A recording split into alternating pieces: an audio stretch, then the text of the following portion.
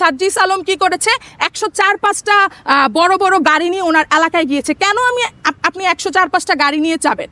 তখন সে একটা টক শোতে উত্তর দিয়েছে যে এখানে বেশি খরচ হয়নি, এখানে মাত্র 3 থেকে 4 লাখ টাকা খরচ হয়েছে। তাহলে আমার কথা হচ্ছে, আপনি যদি মানবিক নেতা হইতে চাইতেন, আপনি যদি সত্যিকারের রাজনীতি করতে চাইতেন, আপনি এই 4-5 লাখ টাকা আমাদের যেই গরিব দুস্থ পরিবারগুলো আছে, যারা দিন এনে দিন খায়, যারা ভাত খাইতে ভাত পায় না, তাদের মাঝখানে বিলাই দিতেন।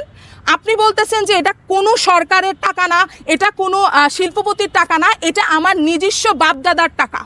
উনি বলতেছে যে ওনার অঞ্চল থেকে যদি উনি এমপি ইলেকশন করে তাহলে মাত্র 3-4 কোটি টাকা দিয়ে উনি এমপি ইলেকশন করতে পারবে। তাহলে আমার প্রশ্ন হলো, উনি বলতেছে যে 3-4 কোটি টাকা সাপোর্ট দেওয়ার জন্য ওনার পরিবারই যথেষ্ট।